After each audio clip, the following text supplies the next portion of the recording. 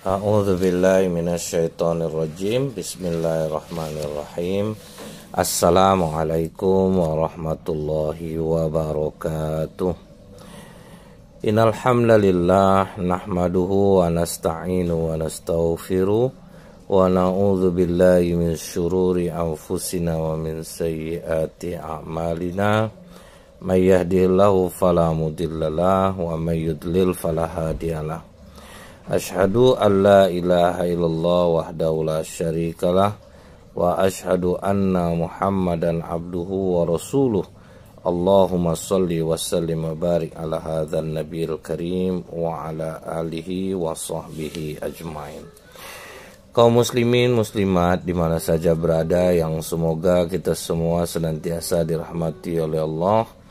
Kembali kita bersyukur kepada Allah, kita masih mau mendengarkan kebaikan-kebaikan yang disampaikan. Ini merupakan nikmat yang sangat besar dari Allah. Kita menggunakan nikmat yang diberikan Allah ini untuk mendengarkan hal-hal yang mengandung kebaikan. Semoga Allah senantiasa mencurahkan segala nikmatnya kepada kita dan mengarahkan kita untuk menggunakan nikmat itu ke jalan yang diridhoi oleh Allah. Bersolawat kita kepada Rasulullah Sallallahu Alaihi Wasallam dengan ucapan Allahumma sholli ala Muhammad wa ala alihi washabihi wasallim. Semoga dengan banyaknya kita bersolawat kepada Rasulullah, Allah akan memberikan kemudahan kepada kita, diampuni dosa kita, karena memang bentuk cinta kita kepada Rasulullah Sallallahu Alaihi Wasallam. Di dalam sebuah hadis Rasulullah mengatakan, inna syaitana dzibul insan. Setan adalah serigala pemangsa manusia. Jadi ini ingat, setan itu diumpamakan dalam hadis ini seperti serigala pemangsa manusia. Sebagaimana serigala akan memangsa kambing. Jadi begitu bersemangatnya. Kalau kita perhatikan tuh, misal di channel Discovery itu serigala itu mengincar kambing itu dengan penuh semangat gitu. Kambingnya kadang-kadang yang lalai jadinya. Tapi kambing yang diserangnya itu adalah yang jauh dari kerumunan dalam hadis ini. Begitu juga setan. Nah, jadi kalau kambing yang terpisah dari rombongannya itu dimangsa oleh serigala, begitu juga kalau kita ini sholat tidak berjamaah. Makanya kata Rasulullah dalam hadis ini, janganlah kalian bercerai-berai dan tetaplah berjamaah bersama orang-orang dan masjid. Nah, jadi diumpamakan di sini ya, kalau berarti dalam hadis ini orang yang sholatnya sendirian itu ya dia akan diintai oleh serigala. Serigalanya yaitu setan laknatullah alaih. Nah, ini menjadi renungan bagi kita yang suka sholat sendirian ya. Kita dimangsa oleh serigala yaitu setan. Artinya kita lemah karena kita terpisah dari rombongan. Nah, sungguh memang menarik perumpamaan yang disampaikan Nabi Sallallahu Alaihi Wasallam dalam hadis di atas ini. Setan diibaratkan serigala yang memangsa kambing. Kambing akan dimangsa serigala jika terpisah dari kawanannya. Itu ibarat manusia yang memisahkan diri dari jamaah, termasuklah orang sholat sendirian. Jadi orang yang mengerjakan sholat sendirian sama dengan orang yang memisahkan diri dari jamaah, bagaikan kambing yang terpisah dari kawannya. Jadi orang yang mengerjakan sholat sendirian rentan dimangsa setan, seperti kambing yang sendirian rentan dimangsa oleh serigala.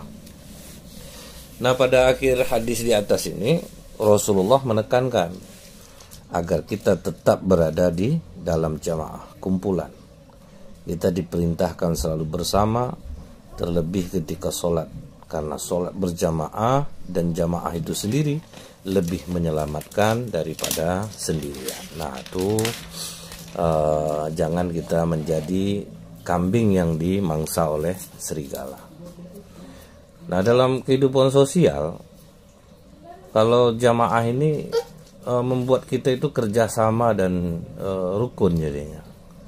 melalui persaudaraan terikat lebih erat, gotong royong hanya terwujud jika kita masing-masing mau menyelesaikan masalah bersama-sama.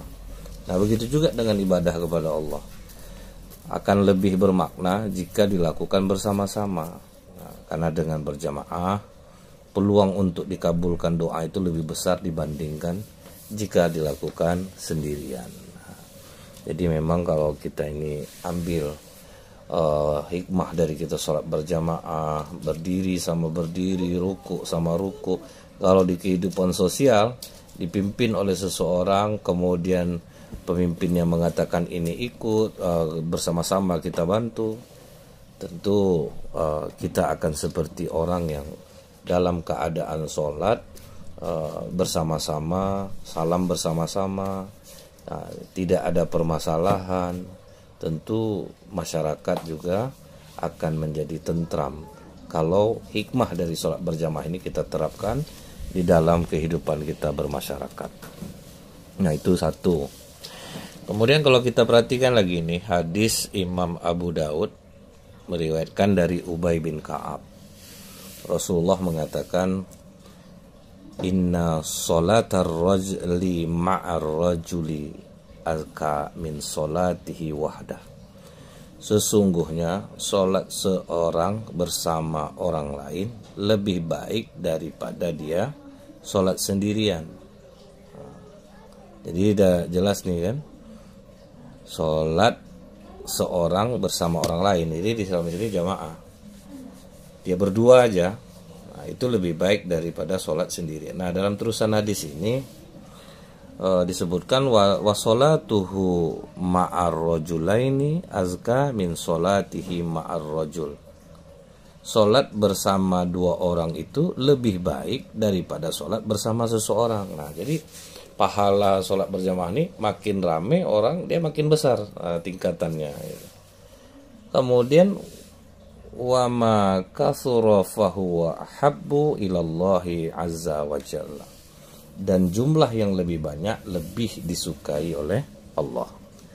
Nah, kalau sholat berdua lebih baik daripada sholat sendirian. Nah, itu yang paling rendahnya. Sholat dua orang lebih, berarti itu lebih baik daripada dua orang. Nah, makin banyak jumlahnya, Allah makin senang. Nah, di mana kita mendapatkan agar suka Allah kepada kita, agar Allah senang, ya kita berjamaahnya di masjid. Karena jumlahnya jauh lebih ramai, jadi bukan batasan 27 derajat saja kita dapat, bahkan lebih disukai Allah kalau kita itu berjamaah lebih banyak. Nah, ini mengenai jumlah.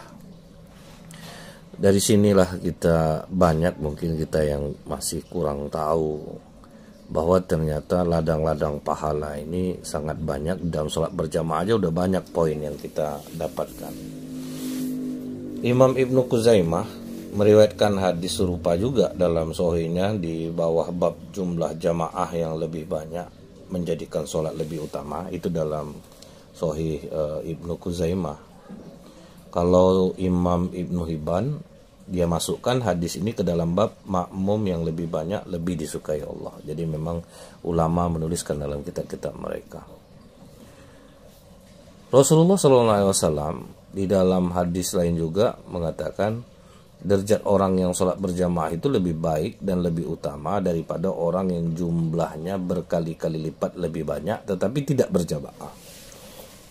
Kita lihat ini hadisnya ini. Dua orang yang mengerjakan sholat yang salah seorang dari keduanya menjadi imam bagi sahabatnya lebih baik di sisi Allah daripada 4 orang yang mengerjakan sholat sendiri-sendiri. Nah, itu.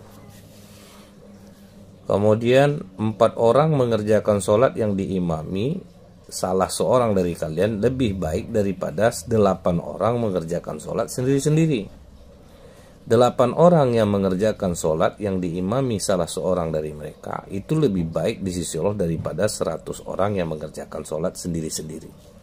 Artinya Rasulullah menganjurkan berjamaah. Makanya kadang orang sholat tahajud jamaah, karena itu lebih baik daripada dalam masjid itu ada beberapa orang sendiri-sendiri. Makanya Umar bin Khattab radhiyallahu an waktu dia ke masjid di bulan Ramadan lihatnya orang sholatnya sendiri-sendiri, udah digabungin, udah kita sholat tarawih berjamaah. Nah itulah dari hadis inilah menjadi dasar sholat sunat pun orang boleh berjamaah daripada sholat sendiri-sendiri gitu. Jadi bukan harus sholat berjamaah saja. Kan ada kita duha berjamaah itu lebih kuat rasanya. Karena dari hadis ini tidak diterangkan sholat fardu gitu. Dua orang mengerjakan sholat yang salah seorang dari mereka menjadi imam bagi sahabatnya lebih baik di sisi Allah daripada 4 orang mengerjakan sholat sendiri-sendiri gitu. Karena kalau di masjid nggak mungkin kan orang sholat jamaah itu sendiri-sendiri. Jadi dari sinilah jangan heran kita melihat orang, waduh mereka sholat tahajud berjamaah, sholat duhanya berjamaah, kemudian sholat apa lagi dia berjamaah, sholat sunat ada yang berjamaah, ya udah nggak ada masalah, itu lebih baik kok daripada sholat sendiri-sendiri.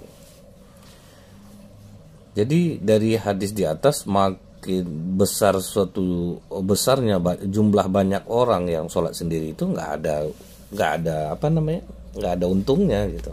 Lebih bisa dikalahkan oleh mungkin orang yang sholat berdua tapi berjamaah gitu. Ini sebenarnya anjuran Rasulullah, pokoknya kalian mesti berjamaah gitu. Kemudian Allah dan Rasulnya kepada orang yang menunaikan sholat berjamaah, jumlah pahala yang diberikan itu sesuai dengan jumlah jamaah. Jadi semakin banyak jamaahnya, semakin besar pula pahalanya. Semakin sedikit jumlah jamaahnya, semakin kecil pahalanya.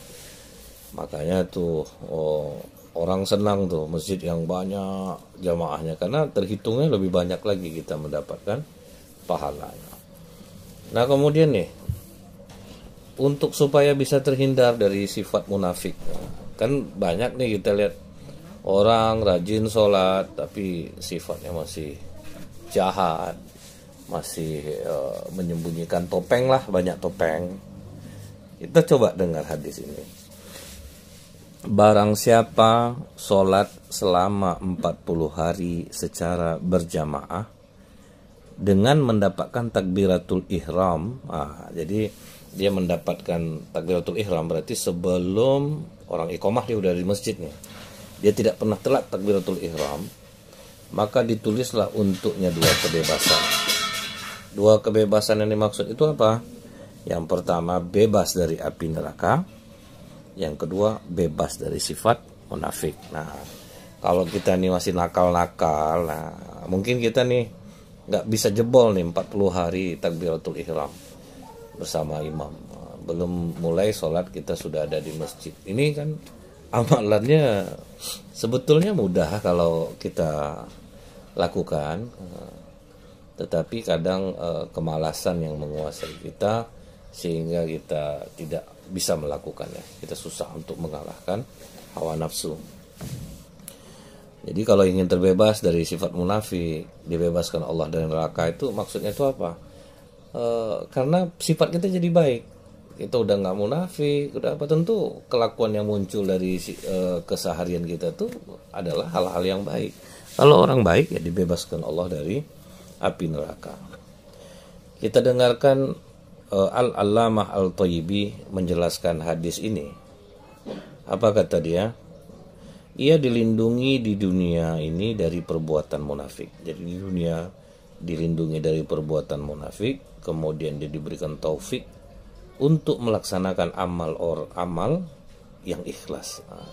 Jadi ini bisa mengantarkan orang kepada keikhlasan. Kalau dia udah nggak munafik, otomatis dia melakukan amal itu dengan ikhlas. Kemudian kelak di akhirat, ia ini dilindungi dari azab yang ditimpakan atas orang munafik, dan diberi kesaksian bahwa ia bukan orang munafik. Nah, kadang kan kita ini pastilah bicara ada yang gak jujur, janji kadang-kadang khianat, kemudian berdusta. Maka kalau ingin menghilangkannya dengan sholat, ya seperti ini yang harus kita lakukan. 40 hari tidak pernah terlambat takbiratul ihram. Baru deh kita itu bisa terhindar dari sifat munafik insyaallah. Kalau bahasa kitanya, orang munafik ini kan orang yang bermuka dua. ucapannya berbeda dari isi hatinya. Waduh, ini kita kena ini. Lain di mulut, lain di hati. Ya. Orang yang munafik itu mengatakan dirinya Islam, dia mengatakan dia beriman, tapi sikap perbuatannya itu bertentangan dengan Islam, bertentangan dengan keimanan. Nah, dalam sejarah agama kita ini, musuh besar orang Islam yang paling membahayakan itu adalah orang munafik. Di hadapan Rasulullah dan kaum muslim, mereka ngakunya Islam, beriman kepada ajaran Rasulullah. Cuman mereka itu menyembunyikan permusuhan dan dendam kepada Islam dan kepada Rasulullah. Di hadapan Rasulullah dan kaum muslim, mereka membantu kelancaran dakwah Islam. Tapi di belakang mereka bekerja sama dengan orang musyrik, Yahudi, Nasrani untuk menghancurkan Islam. Makanya dikatakan orang munafik itu orang bermuka dua dan dia nggak terbaca tuh. Itu makanya ini musuh yang paling besar. Mereka mengerjakan sholat berjamaah ya untuk nggak ada apanya, nggak ada ruhnya dengan sholat dia itu, tidak ada perubahannya karena mereka tidak melakukan amalan ini. Kalau sempat siapa aja nih melakukan 40 hari takbiratul ihram, tidak pernah telat, insya Allah baik kita ini jadinya insya Allah. Dan sholat berjamaah itu ya, kenapa orang munafik tidak berbahaya? Karena bagi orang munafik sholat berjamaah itu berat. Kalau bagi orang yang beriman dan keislamannya tulus, perintah sholat berjamaah itu ringan bagi mereka. Mereka tidak akan menganggap itu sebagai beban. Karena itu dari hadis yang lain, Rasulullah itu menjelaskan bahwa sholat berjamaah subuh dan isya itu terasa berat bagi orang munafik. Jadi bila ada di antara kita nih berat mau sholat subuh berjamaah, berat sholat isya, udah wajar kita jadi orang munafik. Jadi siapa-siapa aja nih orang munafik nih, pasti mereka berat mengerjakan sholat isya dan sholat subuh berjamaah. Ya bayangin aja kan, keutamaannya gede dikasih oleh Rasulullah. Apa kata Rasulullah, dijanjikan Rasulullah, walau ya'lamuna ma fil atamati was-subhi la tauhuma walau jahabuwa. Seandainya mereka tahu pahala yang terdapat dalam sholat al-atamah dan subuh, ini maksudnya adalah sholat isya dan subuh, niscaya mereka mendatangi keduanya walaupun sambil merangkak. Saking besarnya pahalanya. Kalau bagi orang beriman ini diburu nih, walaupun sampai merangkak, tetap mereka akan datang hadir sholat berjamaah. Bagi orang munafik mana sanggup dia. Nah, jadi kalau ada di antara kita yang mendengarnya, wajar-wajar aja kita nakal, wajar aja kita jahat. Karena kita tidak menjalankan seperti ini, bahwa sampai merangkak pun akan didatangin kata Rasulullah kalau tahu keutamaannya itu. Jadi Imam Nawawi mengatakan hadis ini mengandung anjuran untuk melaksanakan dua sholat ini secara berjamaah. Di samping sholat lain ini utamanya, itu sholat isya dan sholat subuh berjamaah. Tapi ada lagi nih, termasuk juga sholat asar. Apa kata Rasulullah? Melaksanakan sholat isya berjamaah seperti melaksanakan sholat separuh malam. Orang yang menunaikan sholat isya dan subuh berjamaah, ya seperti orang melaksanakan sholat malam secara penuh. Jadi dengan kata lain, berjamaah dapat mengubah pahala sholat menjadi lebih besar. Seandainya sholat subuh dan isya dilakukan sendirian, tentu pahalanya tidak akan menandingi pahala sholat sunat selama satu malam penuh. Sebaliknya kalau kita lakukan secara berjamaah, pahala sholat subuh dan isya itu menjadi lebih besar. Nah ini rugi kan kalau orang tidak melaksanakannya. Imam Muslim meriwayatkan dari Abdurrahman bin Abu Umroh bahwa Utsman bin Affan masuk masjid setelah sholat maghrib, duduk sendirian. Abu Umroh duduk di dekatnya. Utsman mengatakan kepada dia, ponakanku, aku mendengar Rasulullah bersabda, barang siapa melaksanakan sholat isya berjamaah, maka seolah-olah ia telah melaksanakan sholat separuh malam. Dan barang siapa melaksanakan sholat subuh berjamaah, maka seolah-olah ia melaksanakan sholat sepanjang malam. Nah, itu untuk sholat subuh, isya, asar juga termasuk. Nanti kita akan sampai bagaimana dahsyatnya sholat asar berjamaah. Kemudian nih yang harus kita ketahui, memang kalau udah waktu isya itu habis maghrib karena jaraknya dekat, nah orang malas di situ. Makanya untuk mengantisipasinya, kalau misalnya ada pengajian nih di masjid habis maghrib, udah paksakan diri untuk duduk. Nah, udah dapat sholat berjamaah, dapat pahala majelis ilmu, dapat lagi pahala menunggu waktu sholat ke waktu sholat lainnya. Lah itu kan dahsyat jadinya. Nah kalau untuk subuh itu ya mesti maksa kita tuh. Mau senang, mau nggak senang, mau ikhlas nggak ikhlas. Nah, kalau mau terhindar dari sifat munafik, ya itu obatnya. Udah disampaikan Rasulullah, itu obatnya. Kemudian dalam hadis yang lain ya, dikatakan juga oleh Rasulullah SAW bahwa sholat isya dan subuh ini berulang-ulang disampaikan oleh Rasulullah, jangan sampai kita tinggalkan. Maka sebagian sahabat itu berpendapat bahwa sholat isya dan subuh berjamaah itu lebih utama dibandingkan sholat sepanjang malam. Itu satu. Imam Ibnu Abi Saibah meriwayatkan bahwa Amirul Mukminin Umar bin Khattab berkata, sesungguhnya menunaikan sholat isya dan subuh berjamaah lebih kusukai daripada menghidupkan malam.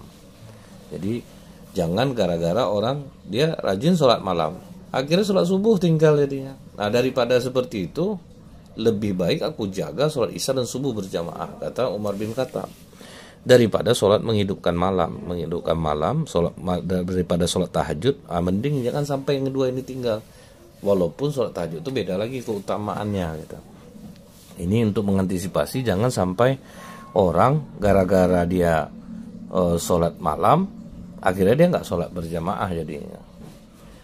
Ali bin Abi Thalib karamallahu wajhah mengatakan, menunaikan sholat subuh dan isya berjamaah itu lebih aku sukai daripada menghidupkan malam, sholat malam di antara keduanya. Nah tuh ada dua tuh sahabat yang ngomong, jangan sampai gara-gara sholat malam, sholat malam rajin sholat jamaah enggak, ini udah meleset itu sebetulnya. Jangan sampai kita menjadi orang yang seperti ini.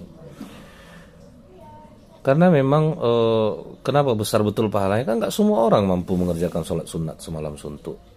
Gimana coba tuh melaksanakan itu? Nah cukup dengan sholat isya dan subuh berjamaah, kita sudah mendapatkan pahala ini. Bukan berarti sholat jamaah lain nggak penting gitu.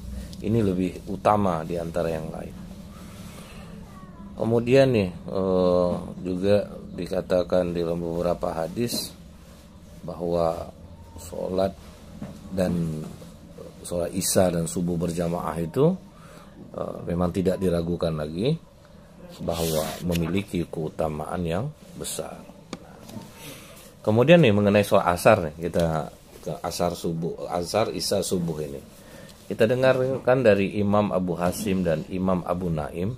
Beliau meriwayatkan dari Maitsam radhiyallahu an bahwa Nabi sallallahu alaihi wasallam bersabda, aku mendapat kabar bahwa satu malaikat pergi membawa panjinya bersama orang-orang yang mula-mula paling awal pergi ke masjid.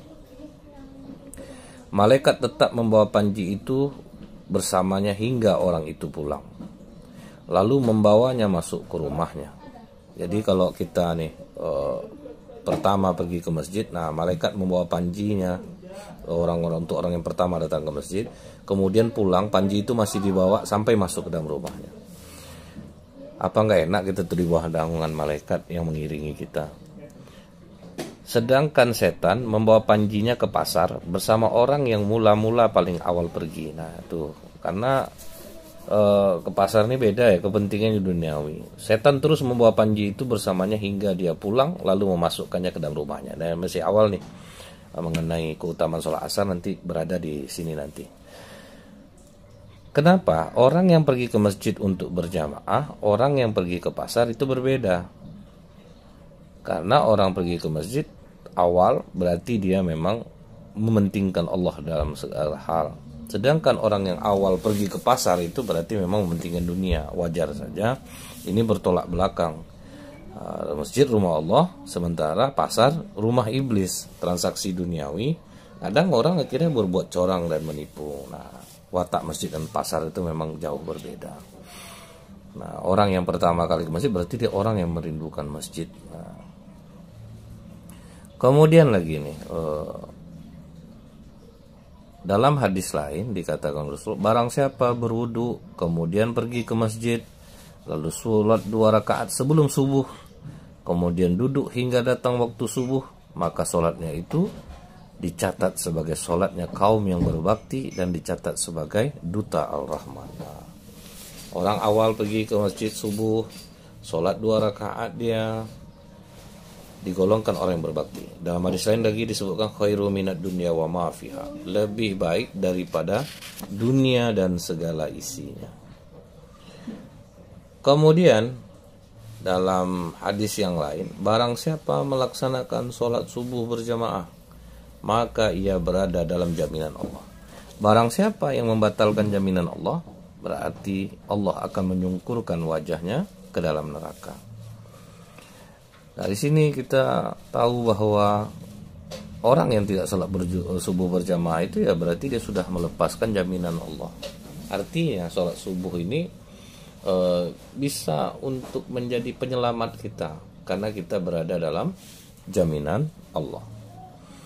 Kalau kita batalkan jaminan Allah, berarti kita yang nggak mau dong dijamin oleh Allah. Wajar aja kita masuk neraka akhirnya, karena kelakuan kita akhirnya di luar ketentuan yang ditentukan oleh Allah dan Rasulullah. Menurut para ulama, jaminan Allah ini maksudnya begini. Yang pertama adalah menyebabkan rasa aman, diberi rasa aman. Jadi jangan meninggalkan sholat subuh berjamaah, jangan meremehkannya sehingga perjanjian yang terjadi antara kalian dan Allah menjadi batal. Itu menurut ulama yang pertama. Yang kedua, siapa yang sholat subuh berjamaah, maka ia berada dalam jaminan Allah. Jangan kalian merintangi dengan sesuatu apapun, kata ulama yang kedua. Karena masa mau dilepaskan sesuatu yang baik yang menjadi jaminan Allah untuk kita. Makanya kita jangan sampai menolak jaminan Allah ini untuk kita. Bahkan nih kalau kita lihat di dalam hadis yang lain, barang siapa melaksanakan sholat subuh berjamaah, kemudian duduk berzikir kepada Allah hingga matahari terbit, lalu menunaikan sholat 2 rakaat, maka ia mendapatkan pahala haji dan umroh. Nah, kita nih sekarang nggak bisa haji, nggak bisa umroh. Allah kasih juga fasilitasnya. Mau nggak habis sholat subuh duduk zikir sampai matahari terbit, kemudian sholat 2 rakaat, sama nilai dengan haji dan umroh. Waduh, kan luar biasa ini. Kalau bisa kita setiap hari, alhamdulillah. Cuma sekarang enak nih, kadang kan di masjid-masjid ada ceramah tuh, kalau Ahad subuh dapatlah sekali seminggu, ada yang Sabtu subuh, ada yang buat Jumat, ada yang buat Senin subuh. Nah, inilah kadang yang membuat kita mendapatkan itu ya karena keadaannya. Nah, itu untungnya keadaan-keadaan mendukung untuk kita taat kepada Allah. Bahkan Anas meriwayatkan Rasulullah mengatakan haji dan umroh itu sempurna, sempurna, sempurna. Berarti besar kan? Betul-betul haji mabrur kita dapat kalau kita melaksanakan amalan ini. Nah, memang karena habis subuh itu kan memang orang lebih enak tidur. Nah, ini diisi dengan zikir, dengan doa, dengan baca Quran. Tentu pahalanya luar biasa jadinya diberikan oleh Allah. Karena kita mau aturan enaknya tidur jadi enggak. Kan banyak tuh kalau kita udah pulang subuh, apalagi bulan Ramadan, mata mengantuk luar biasa. Nah, jadi kita ini memaksakan diri untuk tetap di masjid, maka kita mendapatkan pahala yang besar karena itu sangat berat. Nafsu kita pengen kita tidur. Sholat berjamaah, kata Rasulullah, lebih utama 25 derajat daripada sholat yang kau lakukan sendirian. Nah, ini kalau nggak di masjid nih, udah 27 dia. Malaikat malam dan malaikat siang itu berkumpul pada waktu sholat subuh. Kata Abu Hurairah, jika kalian suka, bacalah. Sesungguhnya sholat subuh itu disaksikan oleh para malaikat. Nah, karena disaksikan malaikat inilah kita itu berlomba-lomba untuk mendapatkannya. Nah ini kita baru masuk nih, menggabungkannya antara waktu subuh dan asar. Apa kata Rasulullah dalam hadis riwayat Imam Muslim dari Abu Hurairah bahwa Rasulullah SAW bersabda, mereka datang rombongan dari rombongan di tengah kalian, yaitu malaikat malam dan malaikat siang. Mereka berkumpul pada waktu sholat subuh dan asar. Nah tuh, jadi malaikat ini berkumpul pada waktu sholat subuh dan asar. Kemudian mereka yang bertugas pada malam hari di tengah kalian naik, ya, waktu yang malam naik, lalu Allah bertanya kepada mereka, padahal Allah lebih mengetahui tentang mereka. Bagaimana kalian meninggalkan hamba-hambaku? Nah, tanya Allah kepada para malaikat yang bertugas ini. Mereka menjawab, jadi walaupun Allah itu maha tahu, Allah tetap menanyakan, bagaimana kalian meninggalkan hamba-hambaku? Mereka menjawab, kami meninggalkan mereka dalam keadaan sholat, dan kami mendatangi mereka juga dalam keadaan sholat. Nah inilah keistimewaan waktu subuh, waktu isya, waktu asar. Nah, jadi ini kita jangan sampai terlewati sholat asar berjamaah, karena Imam Nawawi berkata berkumpulnya para malaikat pada sholat subuh dan asar ini merupakan bentuk belas kasih Allah atas hambanya yang beriman. Allah jadikan berkumpulnya para malaikat itu sehingga mereka berpisah dan berkumpul pada waktu hambanya beribadah dan melakukan ketaatan kepadanya. Karena memang waktu subuh waktu enak kita tidur, kita bangun. Waktu asar itu kadang lagi sibuk-sibuknya menyelesaikan masalah duniawi. Bisa kita tinggalkan, makanya kita mendapatkan laporan yang baik dari malaikat kepada Allah bahwa mereka meninggalkan kita dalam kita keadaan sholat. Istighfar malaikat bagi siapa yang melaksanakan sholat subuh dan asar berjamaah itu, apa kata Ibnu Kuzaimah? Malaikat berkata, kami datangi mereka dalam keadaan sholat dan kami tinggalkan mereka juga dalam keadaan sholat, maka ampunilah mereka ya Allah pada hari pembalasan. Ibnu Kuzaimah memasukkan hadis ini dalam bab berkumpulnya para malaikat pada malam dan malaikat siang pada waktu subuh dan asar, serta doa para malaikat bagi orang yang melaksanakan keduanya. Nah, seperti yang saya sampaikan tadi, waktu asar ini hampir serupa dengan waktu subuh. Keduanya waktu ketika manusia lebih banyak mendedikasikan hidupnya untuk kepentingan dunia. Jika waktu subuh dipenuhi hasrat untuk tidur, waktu asar menuntaskan pekerjaan dunia. Makanya kedua waktu ini jaga-jaga betul lah ini. Jadi masing-masing sholat berjamaah itu ada punya keistimewaan-keistimewaan, makanya kita jangan sampai meninggalkannya agar kita mendapatkan seluruh keistimewaan itu. Jangan sampai kita lalai. Mungkin ini dulu, insya Allah akan kita sambung kembali. Subhanakallahumma bihamdika asyhadu an la ilaha illa anta astaghfiruka wa atubu ilaik. Assalamualaikum warahmatullahi wabarakatuh.